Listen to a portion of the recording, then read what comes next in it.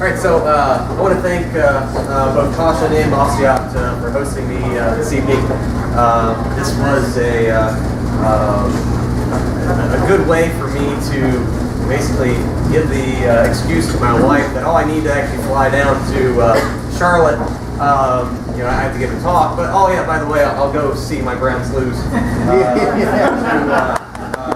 the Panthers yesterday. So, embarrassing. Right. So yeah.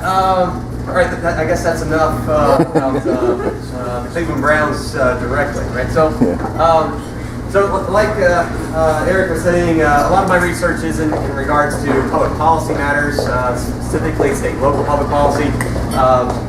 And so feel free afterward if you're wanting to talk about excise taxation generally or other areas of state and local public policy. I'm happy to chat about some of these areas. Probably my area of research that's been getting over the last 2 to 3 years the most press has actually been with the Mackinac Center for Public Policy. I estimate tax-induced cigarette smuggling for all the states. And in January, we will be issuing our newest estimates based on really 2013 data. So look for that on actually the Mackinac Center for Public Policy's website, and hopefully it'll be out in some newspapers locally here as well. All right, so let's get into sports subsidies. So I figure I'd start off with Cleveland. We've seen pretty similar trends in Cleveland as what you've seen here in Charlotte. And so if you notice, this is an older picture, right? So notice the screens there. We recently in Cleveland just had a 2-year span of, actually this is the 2-year planned improvements. They've already completed stage 1, and so stage 1 is, notice that much nicer screens, kind of like the new screens you guys have here in Charlotte. So they've made some escalators, right? So again, very much like what you guys have done. So apparently all of the stadiums are trying to basically integrate escalators into their existing complexes and new facilities here. All right, so we also have in downtown we have the Q. This is for the Cleveland Cavs. They are also starting to make a push for some public funding for renovations. And then Progressive Field. So this is for the Cleveland Indians, and they've also started renovations already. Some of all the current renovations that they're doing are more beautification on the exterior.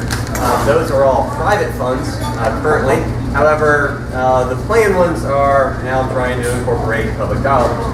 Right. So overall, looking at just the Cleveland Browns, so looking at the most recent agreement. Right. So the original construction cost for the stadium was about $330 million. 76% of that came from public dollars. Right, so we'll see later on that there's a lot of variation in all of the funding for various stadium improvements and construction overall. Some are purely private, some are purely public, and a whole range in between. But we also see that as part of that 76%, there was about $202 million issued in municipal bonds. There's approximately $130 million of that still outstanding, and so ultimately there's a lot of debt financing or debt service costs still being paid for there by the Cleveland taxpayers. All right, so the most recent renovation here is, again, $120 million two-year renovation project. Stage 2 will be, actually it probably already started stage 2 now that our season is now officially done. So the public dollars out of this is actually, I was surprised that they were not able to get more out of the city. The city normally pays pretty quickly on these. But only $30 million is actually still quite a bit, but I was surprised that it wasn't a higher percentage. And that's really $2 million a year for 15 years is really what the city has committed. And actually, I guess it's the county has committed that. So again, that's just the most recent overall impact. Right. So this is a publicly owned stadium, and the lease is incredibly cheap. It's $250,000 per year for a facility of this nature. That's actually pretty. I mean, it should be a lot higher. Right? And so they've committed they've committed through 2028. And so basically over the 30-year period, that'll be about I think $7.5 million is what they'll pay over the 30-year period to lease the stadium. Again, that's well below a true market rate. Right? So the city could be making more money on this property they own if they were to do something else with it. Right? So also they're losing out on some potential property tax. So the city does actually have to pay property tax on the land itself. In 2013, that was just short of $650,000. That's a cost to the city. But then the building is tax exempt. And so if you take the value of that of the building itself, the estimated taxes would be annually about $9.3 million in tax revenue that they could have gained, again, if it was actually taxable. I know it's publicly owned, so it would be a tax on itself. But again, just trying to give an idea of some of the foregone tax revenue that could have been incurred there. Quick question? Yeah, the city pays the county $646,943. What's that? City pays the county. Oh, there you go. Yeah. So. All right. So that's the Browns civically, their stadium. Now these the stadiums have been financed through largely through three taxes. They've all been sin taxes, and so really it's just variations of the same thing. And so the first sin tax was passed in 1990, and it was to basically last 15 years. And so ultimately it was enacted to pay for the construction, or at least the public expense for the Progressive Field, the Indians Stadium. And then in 1995, so that's only 5 years later, they already passed the second one, sin tax, but it was actually not supposed to take effect until 2005. So that was actually, so in 1995 they passed a sin tax to basically pay for the future new Browns Stadium. So the Cleveland Browns Stadium, now First Energy Stadium. And so that's how they ultimately were planning to finance a good portion of the building of Cleveland Browns Stadium. That is due to expire in 2015. So as of this past election cycle, or actually this past May, they did actually pass a third one. And actually this is by referendum. So the voters did support it by 56 to 44%. Right. So this one is basically to pay for renovations to all three facilities that I've shown you. And again, so that's why all three have now been put in appeals for some of those public dollars. Yes, sir. Progressive Field, is that Progressive?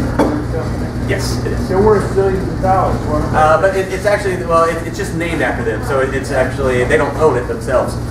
So the teams get to keep, in most of these deals, get to keep the full naming rights revenue. So it doesn't go back to the city, even if it is like First Energy Stadium. First Energy Stadium is public. However, the team gets to keep the revenue on naming rights. What's the sin they tax? And so, good question. That's a nice segue. Right, so here's the proposed taxes. And so cigarettes, beer, wine, alcohol generally, anything you smoke or drink, they're going to try to tax it. So there's the host of taxes on the sin taxes. They have additional ones that aren't part of this deal that I'll talk about here in one moment. I don't mind. All right. So now there have been, of course, cost overruns and throughout the process on building each one of these. So both the Progressive Field and the Cube both went over budget. Shock.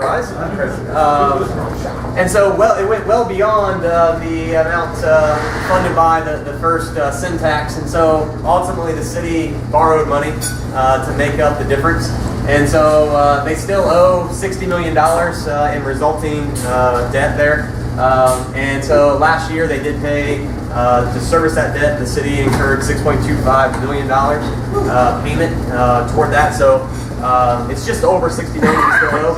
And ultimately they'll still be paying this down through 2023. So notice this was basically when they constructed this. So this was constructed back in 1990. Right, so this is a long term. I mean, still paying $6.25 million. And again, from something that was built back in the 90s. It's just how, as a matter of principle, you give it around season tickets, The Bengals, actually, I'll tell you why they're even worse. Yeah, so, and not just because, not because of the sports. It's actually they, in terms of subsidy per year commitment, the Bengals have the largest subsidy per year committed to stay. In the nation. Wow. And not just in the NFL, any sport. Well, look what they paid Dalton. Damn. Yes. So, and of course, the Cleveland Brown Stadium also went over budget. So they had to pass other taxes also in addition to the sin tax. Those taxes include the following.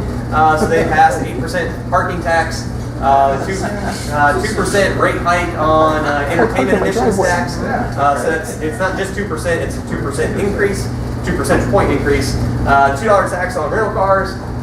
And the interesting thing, this is good public choice economics here, is that none of these were actually earmarked for stadium expenditures. And so initially they were being spent this way. However, the sin tax revenue over the period of 2006 through 2013, the sin tax revenue was enough to pay for the public required expenses covering their share of paying down debt and so forth. And so that left this revenue for some other special purpose, and so basically they did something else with it, giving into other special interests. Right, so as of this year, 2014, the sin tax revenue is falling short again, and so this revenue is now being used fully to pay for the stadium. All right, so totals here. All right, so these are some pretty large numbers. These are all based on city and county figures, and so total city and county paid and debt obligations. So what they've already paid plus what they owe is already $947 million. If you add in the new commitment with the sin tax, the third round of the sin tax, that's another $260 million estimated that they're planning that they expect to get out of this new sin tax. And so that puts the full number at $1.2 billion. And so, obviously this is big money here, right? If you base these on 2013 county figures, this is not city, but county, this is not per year, right? So I just said, I was looking at this basically from 1990 all the way through the end of the commitment for the new sin tax. So that basically comes out to $955 per capita. Again, not annually, this is just total. Or you can look at it as just short of $2,300 per household. So again, and this isn't impacting every household equally either, obviously. Right? Obviously, some households are certainly smoking and drinking a lot more. Traditionally, that's going to make these taxes more regressive, and so you can kind of guess who's getting hit more on this. All right, so let's talk about Charlotte. Yeah. All right. So. All right, so Time Warner Arena. So I'll quickly go through these. I'm sure that you guys are much more familiar with all these figures than am I. So, Time Warner Arena, 2005. This is a publicly owned facility, constructed for $267 million. Has a capacity of just over 20,000. Now their renovations, from what I understand, this didn't get passed, right? Oh yeah. So for 2014. This was passed, so $34 million extra public commitment. This is, as is often, and this is what Cleveland is also doing, by the way. We were fighting over the same 2017 All-Star game, by the way. Is being touted as, okay, well, if we do this, then we can be more likely to get this all-star game. And we all know mega events actually bring in all this extra income and jobs and things. Oh, wait a minute, no, we don't. Just look at the DNC. Yeah. And that's actually, notice that Cleveland has gotten the Republican National We're losing Ohio. I'm telling you, Cleveland and Charlotte have a lot more in common than you might think. 77, baby. Can you take a minute and share some history about the Coliseum? I may not be able to get through my talk. Okay. All right, so if we have a little bit extra time, let me actually try to get back to you that way. Okay, All right? because this makes it even more egregious. Right, so if you look at an economic impact study by Dr. Reagan from down at USC, not the other USC on the east or on the west coast, but the real one. The real one. We're looking at, he claims that it was going to, that in 2013, Time Warner Arena led to about $263 million economic impact on the Charlotte region, based on 150 events. We'll talk here shortly about why that's really just probably not a realistic number. Most of these economic impact studies are going to be vastly overstated in their net benefits. All right, continue on, the NASCAR Hall of Fame. It's also publicly owned, financed publicly by for $195 million. Yes, right. Now they promised with the creation of this that they would get 800,000 attendees in year one, and then year two they would get in and their onward would get about $400,000 or not dollars but attendees. What's been the reality? Well, they got in year one 272,000 people in attendance. That includes 12,000 people who were admitted for free, right? Right. So, and then the number dropped closer to about 200,000 in year two. They ultimately lost $1.4 million in year one, and we're on track to lose quite a bit more in year two. Notice that if you look at a lot of the public figures on this, they'll be more likely to quote a number closer to that 684,000 because they account for the hotel tax that is being used to subsidize the losses, right? So they make that they count that as a net gain, those taxes, and so ultimately, I think this is the number we really should be looking at more so than the 684 there. So Yeah, just real quick, this is NASCAR Hall of Fame is a public-private partnership. Yeah. How many of these stadiums are public-private partnerships? That's a good mix, honestly. There's a lot that are just purely publicly owned. Those typically get a lot more public funding than because they count on having the revenue stream in the future. And then the ones that have a slightly lower percentage of public funding tend to be kind of the public-private partnerships to some degree, or actually just exclusively privately owned, and it's just pure just transfer of wealth. So. We're trying to get this renamed to the NASCAR Hall of Fame. Yeah. All right, so continue on, BB&T Ballpark. Right, so this is also publicly owned. And so ultimately it had, from the city and the county both gave about $8 million. Then the county also gave the property valued at somewhere between 20 and 24 million. This has a capacity of just over 10,000. Now they, by having this new stadium, they promised that they were going to have attendance double to 600,000, that their revenue would triple up to $12 million a year. An impact study done by one of the local economists actually at UNC Charlotte estimated that to be 13.5, not 12 that the team was claiming. Either way, these are both overstated. And then they also promised increased redevelopment around that area.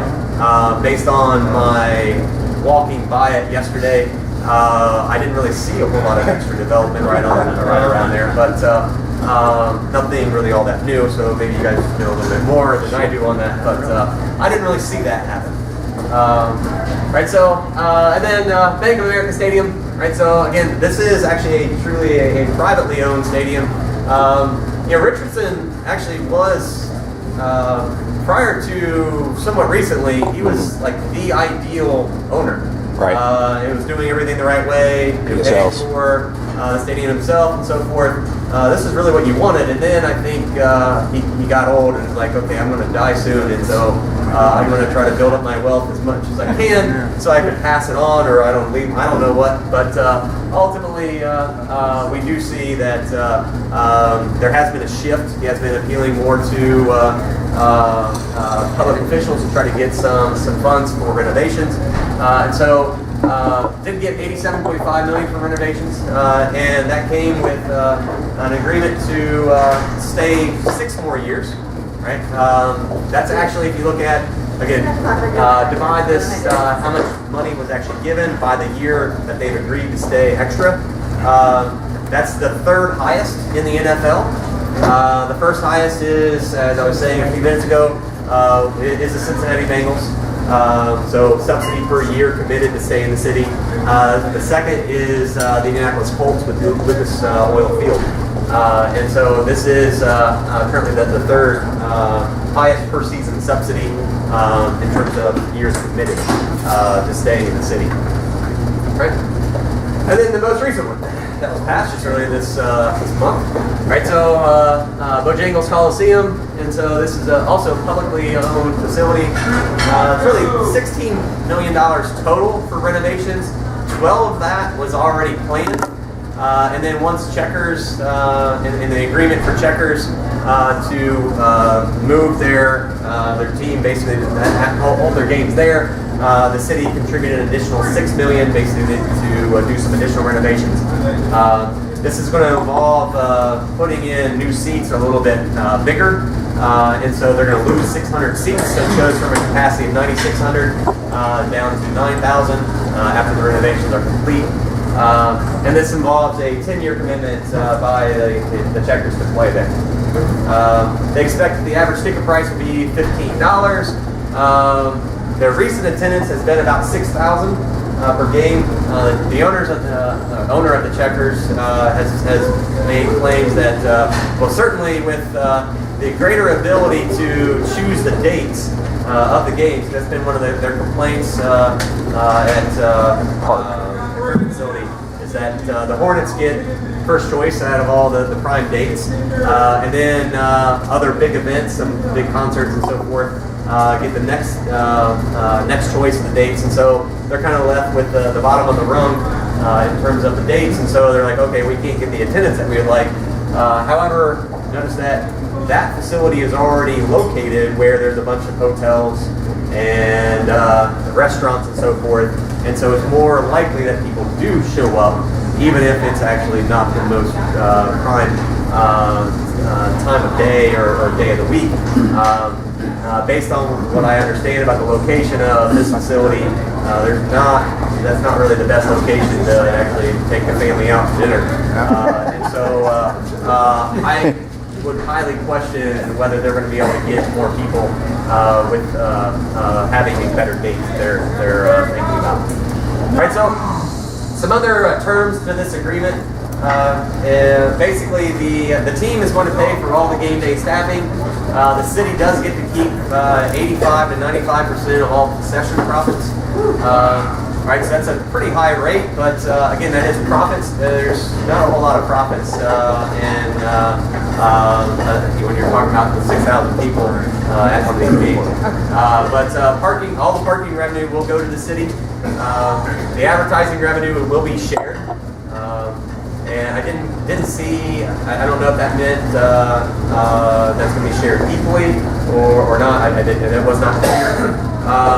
The lease itself is on a per game basis, and it does depend on if it's a weekend night. more of a prime time, that they'll have to pay a higher amount for that game. During the week, certainly would be less.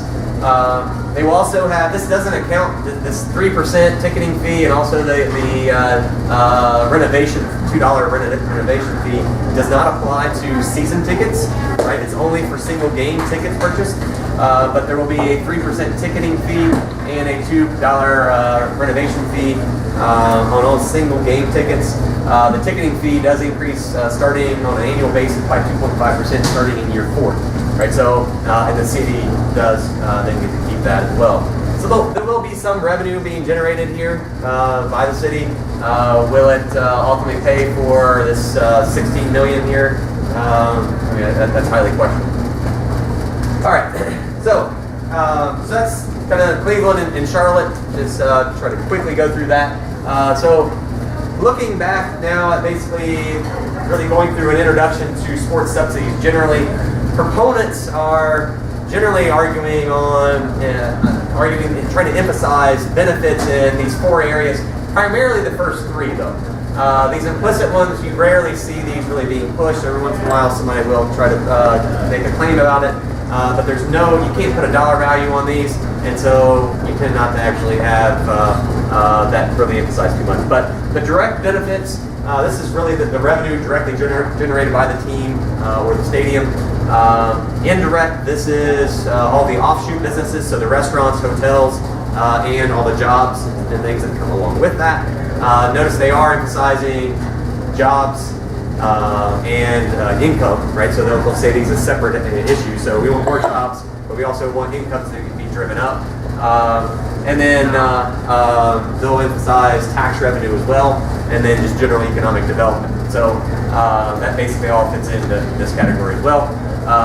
And then induced benefits, this is now basically looking at this idea, the Keynesian multiplier idea. So if when I spend an extra $1 here, that's $1 income to somebody here, and then they save some portion of it, then spend the other portion, say 90% they spend, so they spend 90 cents, and that becomes 90-cent income for somebody else. And then they spend, say, 81 cents out of 90% of it, and that becomes 81 cents of income for somebody else, and so on and so on and so on. And so it's this multiplier effect, and if you make some pretty outlandish assumptions on that multiplier, you can make the economic impact seem like it's massive, and ultimately that's what you see in a lot of these economic impact studies. Right? But again, it's primarily emphasizing jobs, income, tax revenue alongside of that, and economic development. Right. So critics, on the other hand, here we're emphasizing more on the cost, but also trying to be a little bit more realistic. So there's a lot of direct costs. So the expenditures from building and maintaining the stadiums are costs; they're not benefits. Oftentimes, the economic impact studies will count these as benefits, and public officials will count them as benefits. Oh well, we're going to spend $200 million on building the stadium. Well, and they'll say that's a benefit to society. No, that's a cost. Anybody who's run a business understands that if you have to pay employees or pay for equipment and so forth, this is a cost, not a benefit. And so we need to account for it that way. Right, so the revenue sharing, oftentimes they don't get this right in the economic impact studies. So teams are often keeping a very large, not always, obviously the Bojangles is an exception to this, but often keep a large share of the parking, concession, advertising, and stadium naming rights.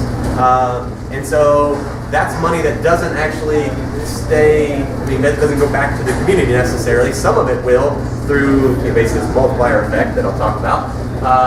But oftentimes, the team's keeping that. Notice the owners oftentimes don't live locally. The players don't oftentimes live locally. That means that a large chunk of the money being paid to the team is not staying local. That doesn't get spent back locally, right? So there's a lot of leakage from this system, and so ultimately the multiplier is definitely going to be overstated in most circumstances.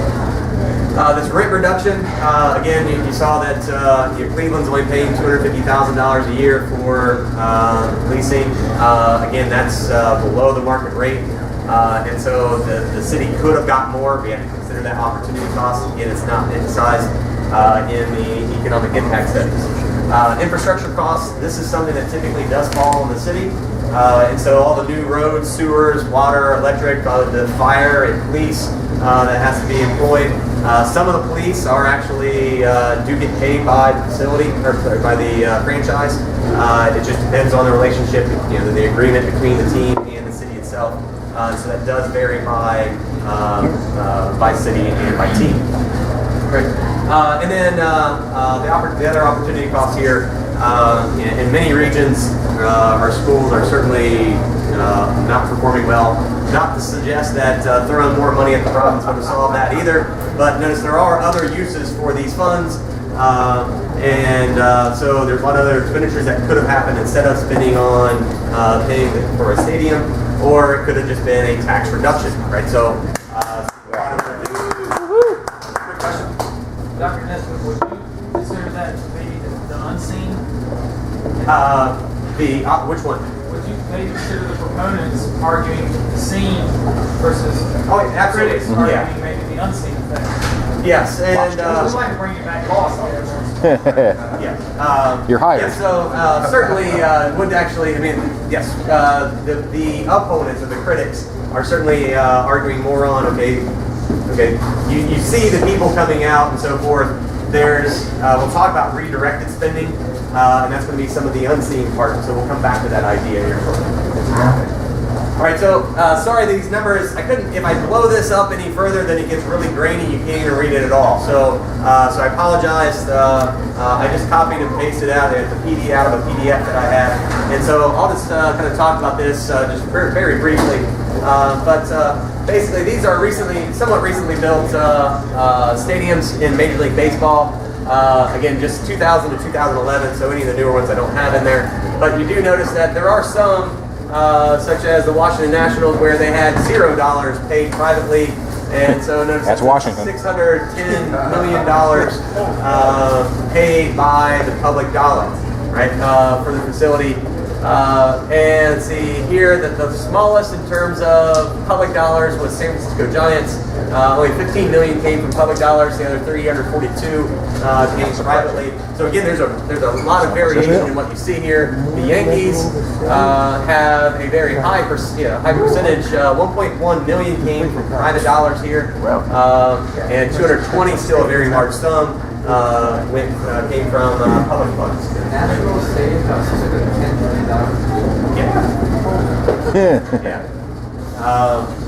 But again, like Yankees is 1.3 billion, right? So, yeah. All right, so going on to the NFL. This one, there's a lot more variation in the NFL. I think this is kind of interesting here. So again, there's several here that you'll see where these are also new stadiums and renovations, both in here. So you see the Chicago Bears are in here twice. They had two different stages of renovations. Notice the Bengals, $400 million for their stadium, no private funds there. Notice that the Bears in that 365, that's a major renovation they did. No private funds. The Lions, no private funds. The Bears again, 365, no private funds. The Eagles, no private. The Colts, no private. And so there's a lot of just purely publicly funding of these facilities. But notice the most expensive one that we have, not Jerry's World, surprisingly enough. The most expensive is the New York Jets and the Giants. $1.3 million. I'm sorry, $1.3 billion. Notice that is pure private, right? So any of these claims that people, the proponents of public funding, saying that look, we can't get private funding, we can't get enough private funding to actually to the city to build these things. The biggest stadium we have in the NFL has been built using purely private funds. We have capital markets here.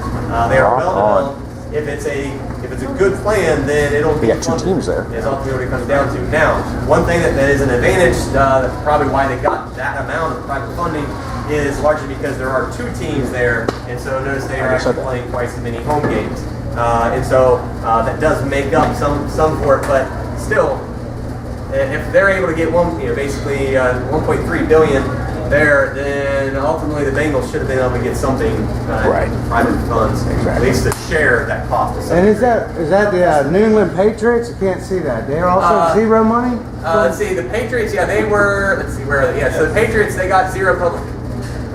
They're the only other ones that got zero public. Boston and New York. Yeah. So that is interesting. Boston and New York are the two that Wow. have pure private. But notice that there's also a lot of other private dollars there, right? So big markets, right? So, all right. So let's talk about these economic impact studies, right? So we call these ex-ante studies. Sorry for some of the jargon. But these just basically means that these are studies that happen before the event actually occurs. So before we've broken ground, we're trying to project what the impact would actually be if we were to have done it. Right? So, economists are generally skeptical of these projections. Right? Now, some of these projections are actually being carried out by economists. So notice I say economists generally are. Right? So a lot of the economists that are conducting these are being hired by consulting agencies. And I mean, honestly, like, if you look at some of the people that are doing these, they have really nice cars, way nicer cars than I have, bigger houses than I have. It makes, I mean, like, it's hard not to give in to some degree. Like, oh, well, I'm knowledgeable in statistics. I understand the in-plan model or the Remy model, and these are basically just huge black boxes where you can just change some of their parameters, some of the assumptions, and kick out any number that you want almost. And so ultimately, I mean, it's really hard not to just cave at some point, right? So again, not all economists are necessarily going to be in agreement with these, but a large chunk of them actually are, and just about everybody doing research in this area. All right, so typical reasons why we are skeptical. Number one, they're being paid for the results, particularly the consulting agencies. Some of these are actually being carried out by people who have no economic background at all. They also lack precision because they're being undertaken before the events occurred, so it's not founded on any real life evidence. They use difficult to justify assumptions. We'll talk about one of those assumptions here shortly. And then there's also little penalty if they're wrong. You think about it, like, so they do this economic impact study, and Give them more then, money. so to help try to get public favor in advance of a vote. And suppose that the voters voted down. That's not the end of it, as you guys know. And so ultimately it goes on, and they get it passed, public funding passed through some other means. And notice that ultimately they then build it, and it takes probably 2 years to build, at least. And then we need 2 to 3 years worth of data before we can actually show that it's actually, that their study is wrong. Notice we're now 7 to 10 years removed from when they did their economic impact study. It's too far gone. Everybody's forgotten about it. And no one actually then really criticizes, even if the economists are criticizing them, no one really cares anymore. Yes, sir? Yeah. Do we find that the estimates are closer to the ones that are privately funded than the ones that are public? In other words, if the mafia was funding this, how far off would the numbers be? Wow, that's a really good question. Honestly, oftentimes for Gillette Stadium, those that are purely privately done, oftentimes these impact studies aren't actually public information, and so I don't know the answer. But they're probably. I would expect they would be more accurate, but I don't know that for sure. That's a really good question. Yeah. I'd like to know that too. All right, so looking at how the economic impact studies tend to overestimate the benefits and underestimate the costs. So I have 7 points here. So new spending is often confused with redirected spending. This is the seen versus the unseen. So when somebody comes in, or you suppose one of you went to the game yesterday, and so suppose you spent $90 or $100 on the ticket. You bought some beers for tailgating and some brats and some other expenditures. So you spent maybe $150 total. Now these impact studies would count that as $150 of new spending. That's the C, right? But what they don't see, or what you don't see, is what you would have gone to. live here, It's not that you would have just been like a hermit in your house, not spending any money at all. It's likely you would have done something else yesterday, right? And so maybe you would have spent $50 yesterday if you weren't at the game. And so really the net impact of the stadium should only be from you, the difference. You spend an extra $100. And so that's the additional spending. But notice that that's technically not even correct, because now notice that you probably would have spent some of that $100 maybe in, if you didn't go to the game, maybe Thursday night this week, or I guess maybe not this week, but some other week, you would have actually gone out to dinner, right? But now that you've already actually spent a higher percentage of that disposable income on the game, maybe you stay in an extra night. And so you have redirected spending. This we need to account for. They don't do this in the economic impact studies. They just count any expenditure they can actually attribute to the game or to the facility. They say that's all new spending typically. Some of the economic impact studies are starting to make a slight adjustment on this. So you're seeing improvements, but it's still a problem, right?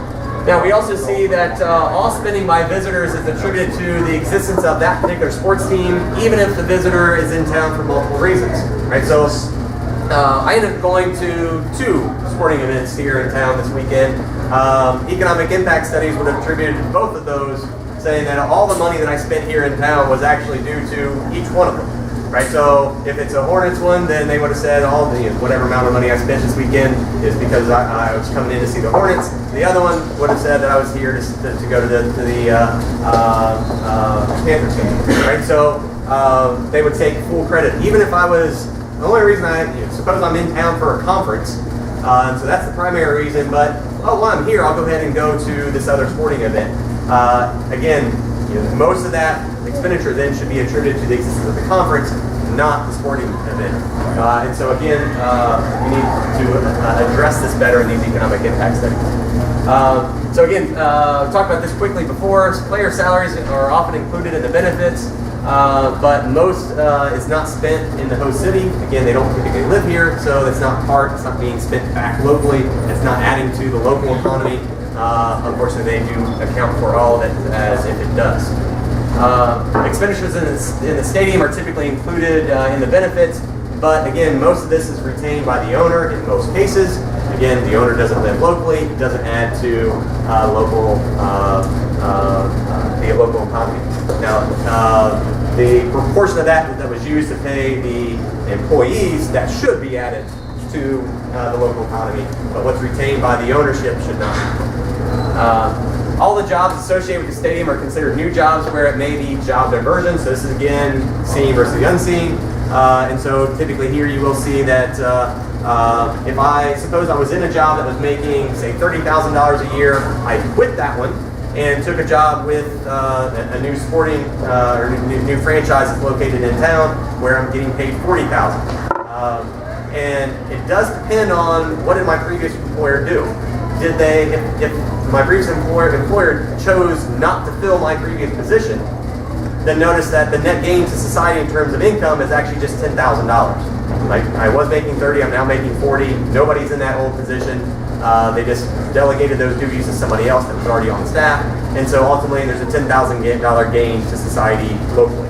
However, if that employer does fill that position with somebody else, then potentially there is actually that $40,000 gain.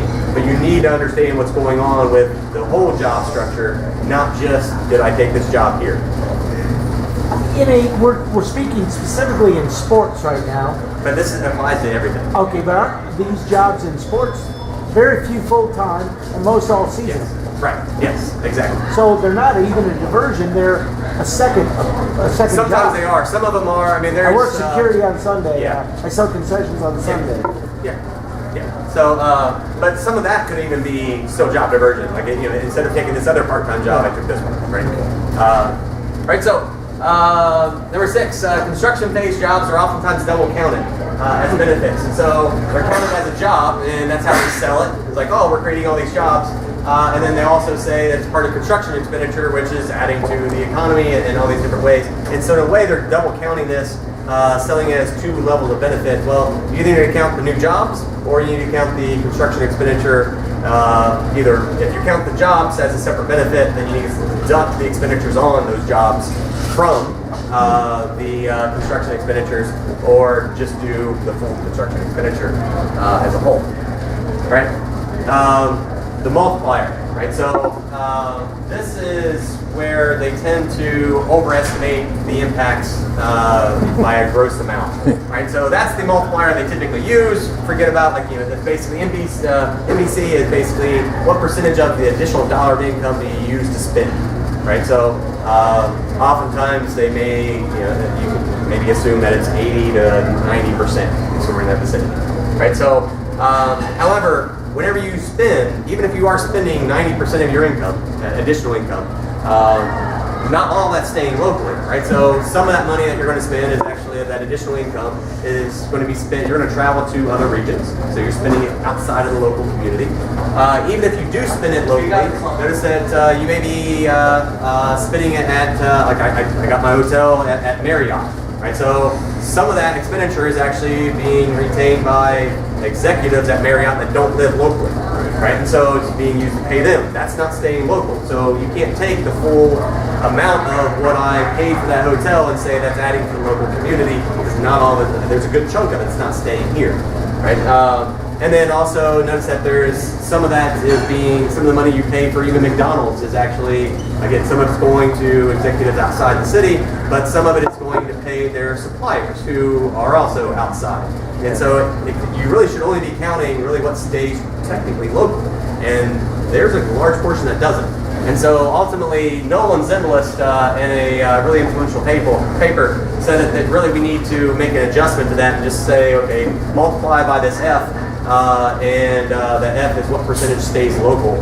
They do some econometric modeling and some tests. They come out to about 50% of every dollar spent ends up staying local, right? And so if you were to make an adjustment, make this adjustment, and you initially assume that this is at NBC, so 90% of every dollar is spent, every additional dollar of income is spent, the multiplier up here would be 10.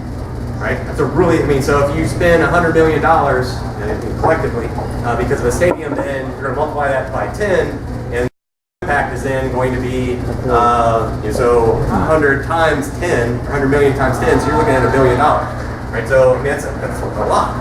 However, if you multiply this out and make an adjustment for half the money staying locally, the multiplier goes all the way down to 1.3. And so it's 130 million. Versus 1 billion, right?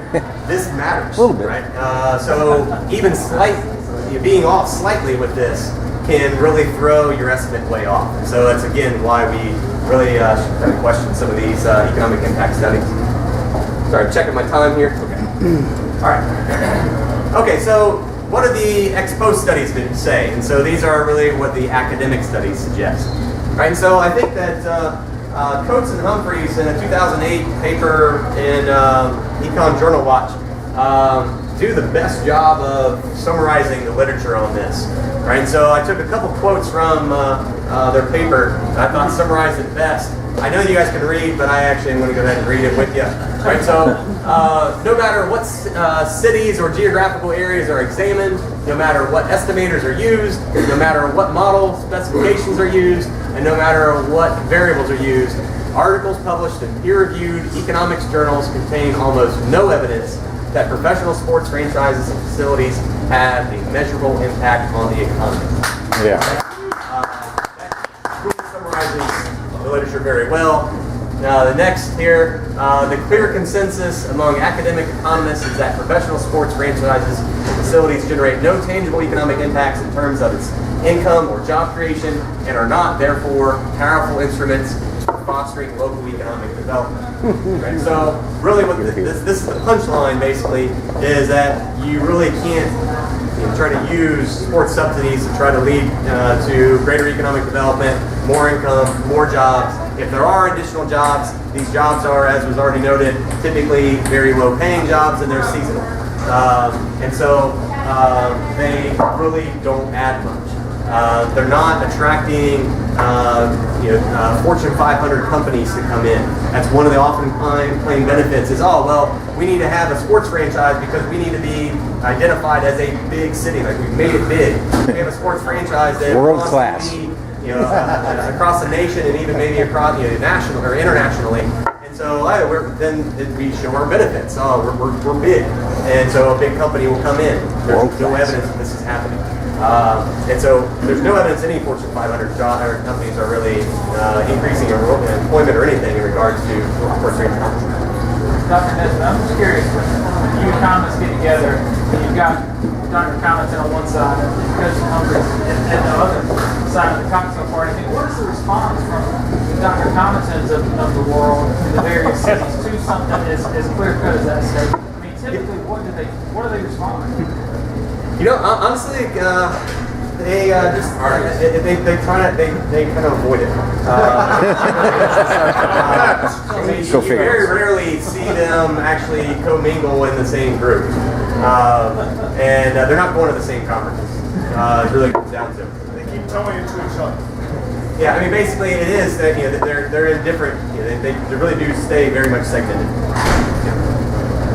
Yeah, Dr. Nesbit, is it not true that the real driver of all this public money going to the sports franchises is crony capitalism? Oh, yeah, absolutely. I mean, the Cleveland Plain Dealer or the Charlotte Observer is never going to do an in-depth expose on the reality of the economic impact that professional sports has, because, truth be told, probably half of their subscribers buy that paper just for the sports coverage. Oh, yeah. And the biggest sports story in Charlotte, North Carolina is always either the Hornets or the Panthers. Right.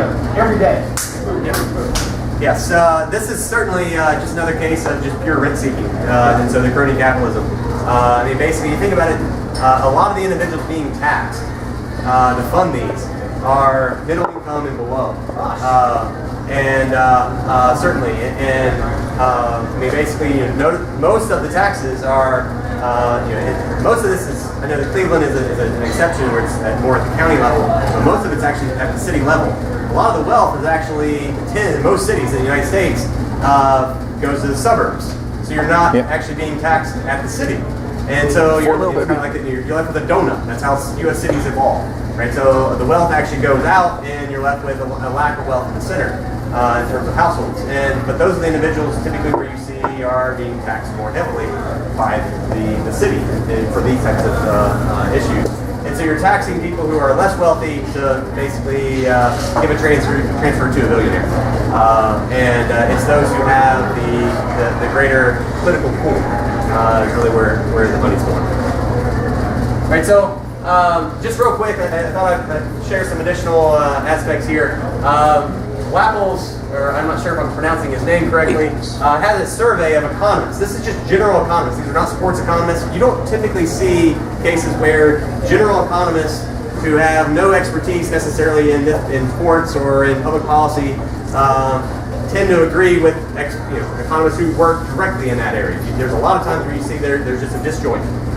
This is a case where you see them very much agree. And so there were 20 policy questions that were asked in this survey of economists, and one of them was, what level do you agree with the following statement? Local and state governments in the U.S. should eliminate subsidies to professional sports franchises. You see that 58 strongly agreed with the statement. Yes. 28% agreed. You don't see that economists agree by that percentage with the statement very often. And this is the same level of agreement on average if you combine strongly plus agreed with economists' opinions of free trade, outsourcing, and the elimination of agricultural subsidies, all of which they actually certainly agree with. Right. So, and in terms of all the areas, this one question had the highest percentage of strong agreement. So that 58%, that was by far the highest. And so again, there's not, even amongst economists generally, there's not much support for these subsidies. Right, so I'm not going to go through all these. I just wanted to actually, I wanted to put up, I think there's 2 or 3 pages of this. Right, so again, remember, it doesn't matter, how you're measuring it, what model you're using, what specification, all these different things, the results generally show sports subsidies are not beneficial to economic development, job creation, increased income. I mean, there's more papers out there than what I'm going to have here, but again, I just want to kind of show that, look, there's a lot of papers here that basically all come out to the same general conclusion. There's just it's either a lack of any relationship altogether. It basically suggests that you're changing really how people are spending their money and what businesses, the type of businesses that are going to locate there. Do we really want to actually have an economy if the primary emphasis here is that it's just redirecting what type of jobs we're creating? Do we really want the low-income retail and restaurant jobs, or would we rather have technology-based and maybe in healthcare and things like this? Really as a community, that can come at a cost, right? So we're redirecting how people are investing their funds because we're changing what becomes more profitable and relative to others. Now, there was, I just wanted to quickly note, there are a couple papers that's worth talking about at least, that do find that, okay, there are some positive effects, right? So, notice that these both can be picked apart pretty well, but these are two academic papers that those individuals such that are on the academic economists that also do the economic impact studies, who are basically proponents, they will actually point to these two papers. It's pretty easy to actually pick these papers apart. However, basically there are at least a couple out there that do find opposite of all the other ones that I've shown. Now, just again, another last point. In terms of a lot of times these mega events are being touted or dangled out there, and the NFL is really good at this. Notice that they got the Indianapolis to do this. They got basically the promise of the Super Bowl to Indianapolis, the promise of the Super Bowl in New York. These all helped actually facilitate the building of new facilities. And so these tend to be dangled out there as a reward. Hey, you get a new stadium, we'll give you a mega event, so you make more money for yourself and the host city. And so it's also with the All-Star games. And so we see that happening in front of us. But ultimately, we generally see that, again, there's no change in any measured output that we care about positively in regards to these mega events. And so you do see that the Super Bowl does tend to add some tax revenue for the host city. So you do see some of that, that should be expected. But again, that's just a one-time shot and it's over, and it's not that big of an impact for the local economy, especially not to justify spending $200 million or more on a stadium here. All right, so with that, I will just kind of end somewhat abruptly, I guess. I went a little bit longer than I was hoping, but feel free to ask some questions. Yeah, I'm not sure if you knew this, but I'm going to point to some more reasons why the NASCAR Hall of Fame was a failure. So maybe. But just recently, as of November 7th, the city of Charlotte has begun official negotiations with Wells Fargo and Bank of America about forgiving $19 million worth of the loan to build these. Also, the NASCAR itself owes the city a lot of the $30 million corruption debt that the city took out. They owe the city a majority of that money, and they are now officially looking for state grants to pay the money they owe to the city. By the way, Bojangles Stadium or Coliseum, when you were talking about that, reminded me. They've been operating at a $400,000 to $600,000 annual deficit that's been being picked up by the city every year. And so again, so it's basically like, okay, we keep on giving. Grant money to pay for public debt and just try to move it around. Yeah. Just What's the economic impact of the team leaving? All right, so that's a really good question. So you see, there has been some evidence on this. Coates and Humphreys have looked at this in regards to NHL franchises. And ultimately, if you look at the first year, yes, there's a loss of employment just because there's some shifting around of, there's a shock to the local economy. There's going to be some period of readjustment. But ultimately, if once you get out to 3, 4, 5 years out, ultimately there's no change in employment for the region. And so ultimately, you can kind of look at it as Gordon Pollack has this idea that basically once you make a move in a particular area, so why can't I think of what this term is called? You caught me off guard. But ultimately, it's once you make a move into this, you're kind of at a position where it's just like with the taxi cab medallions. The people who are benefiting from it are those, basically there's already the existing individuals are benefiting. They're going to very much resist any type of change because they're going to then lose. Because they've made past choices based on that promise. And so all these individuals that have invested in hotels and restaurants, not only the owners, but also individuals who have made different career choices potentially, now they will be out of a job. And so again, it's really hard to make the adjustment. And so that's why, again, politicians tend to really use that to their advantage in trying to gain public support for, let's continue to just bail them out, give more money, time and time again, because it's created that situation where it's really difficult to get out. But ultimately, in a relatively short period of time, the economy does actually get out of that negative situation. But again, it comes with a lot of individual family hardship in the meantime. With the NHL, though, you'd think of like a city like Quebec when the Nordiques moved to Colorado. There's nothing else to do other than hockey. What about a city like LA that lost 2 NFL franchises? If there wasn't a significant reduction in the economy of LA losing, NFL is the biggest sport in the world, most watched, most money, per teams, other than like 3 or 4 football teams. Do you know anything about LA losing the Rams and the? I don't know. I haven't read a study on LA's experience on that, so I don't know. I would suspect that as a percentage, it would be probably relatively small. Yeah. There's no place else for those people in LA to spend the recreational dollars than on football.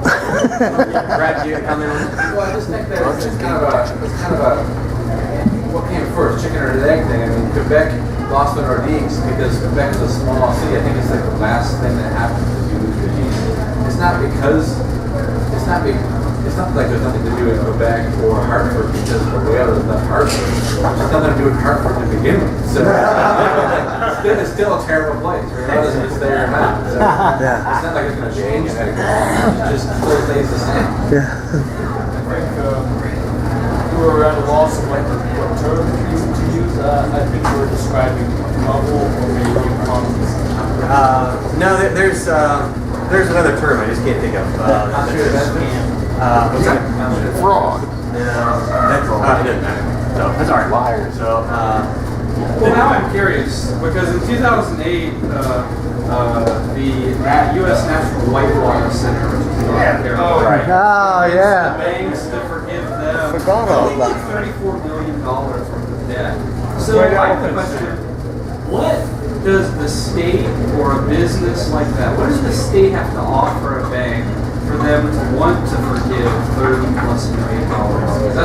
It's not of the goodness of our taxpayers. Why would they forgive? My mortgage is a lot smaller than that. They could forgive that anytime they want. I'm not familiar with those agreements, but I would suspect that it's coming with some type of tax reduction in some way. I would suspect. I don't know that for sure. But generally, do you know why notice, the taxes? It typically comes down. Somehow they're getting something. Brad, you know on that? The one takeaway that's really important is that other things that haven't happened in cities. I mean, Minneapolis had a bridge fall down. Pittsburgh was all public funding, right? Pittsburgh. There's like a 60-minute study or 60 minutes documentary on the bridges in Pittsburgh and how they're dangerous or falling down and collapsing. Yet they had what, $500 million to build a new football stadium. So there's things to be done besides giving money to billionaires to build their playgrounds. Right. The interesting thing about the Minneapolis thing is they spent all the money on a minor league baseball team, and it was opening day. It was tragic. If you remember, the bridge collapsed on opening day of the baseball game. They spent all the money on the baseball field instead of fixing the bridge. I think 34 people died or something. I'm sorry, I promised him next. So I was just wondering how economic studies about sports colonialism, do they apply also to the industrial colonialism where government is all absolutely sure. They have to really, like this in South Carolina, they just millions in incentives to get this higher factory there.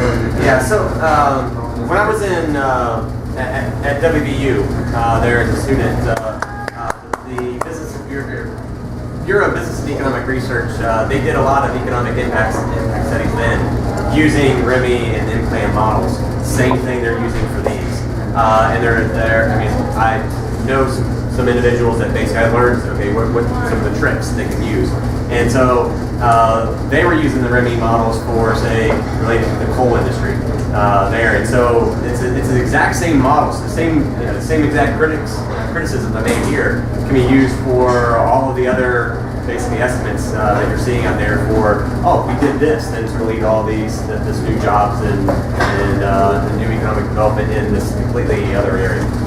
And so you do see these economic impact studies being used quite a bit. I got this information straight from Don Reed, who used to be a member of the city council. Back, you remember the Coliseum where we had acres of free parking, much higher capacity. It was only 10 years old. And George Shin, who owned the Hornets, wanted to put in skyboxes. So the city rolls out this architect and says, no, it can't be done. And George Shin said, well, I already had architects and engineers look at it, and it can be done for $25 million. He offered the city about $65 billion to buy the Coliseum from the city. He would pay the $25 million. He would pay the property taxes. They turned him down. So he picked up the Hornets and left. So then they had to go bribe a billionaire to bring in the Bobcats. Wow. But that's what the city blew, because they're a world-class city and they wanted a stadium in town. Of course, now the checkers are leaving because it doesn't fit their needs. As I was saying, if you really want to make people upset, you go through your presentation, and then you pull up the economic impact of our giving all this money to the NFL and Jerry Jones and all these guys. I mean, the wealth that we are creating for a very small group of people is just astonishing. I think the average salary in the NFL is $5 million per player. And Jerry Jones bought the Dallas Cowboys 26 years ago for maybe $120 million. And the franchise right now is probably worth $3 billion. And that doesn't count what he's taking out every year. I mean, it's astonishing amount of money. They paid the commissioner of the NFL $40 million. The commissioner. Yeah. Yeah, but one thing that's interesting about Jerry's world is that's a case where, I mean, I don't know if anybody else has been there, but I mean, for a football stadium, it's a gorgeous facility. I mean, it's interesting. They have boxes, actually field level, that you walk out onto like a little patio, and you're actually the same level as the players. And I mean, like they could easily interact with each other. Well, obviously not during the game, but then I mean, there's all kinds of really neat aspects to it. But terms of economic development or anything like that, you think about what's happened. I mean, it's a massive stadium. They need then a massive amount of parking. And so you basically have a moat of parking lots created around this facility. No restaurant, hotel, any type of business is anywhere near it.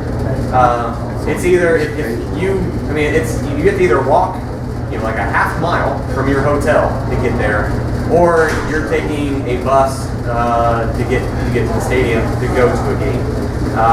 And so it's, I mean, really, it's because it's built not in a downtown area, it's built out further, where land was cheaper, certainly, it cannot lead to really any economic development. And so if you're going to have, and this is a big if, it's more about redistribution, I would say, here. But if you're going to, there's no economic growth of the city, based on the evidence I know of. What there could be is a shift if you put in a stadium downtown in an area that has been basically it's run down. If it's probably a professional team, not the Checkers, sorry. That can lead to some additional growth there, where even the part-time jobs can actually mean something to these lower income households. And so you can make an argument based on redistribution for some of this. It's not leading to any growth at the city level, but it could lead to some changes in growth rates across the city, where you're benefiting this group of people that live here, but it's at the expense of everybody else across the city. And that the cost is being distributed, but the benefits are going to be a little bit more compressed in that one area. And so if you take the redistribution argument, and that's something that we as a society, and I guess your local society would actually want to see happen, then maybe there is some justification. But in terms of total job creation, there's really not a whole lot that can be said.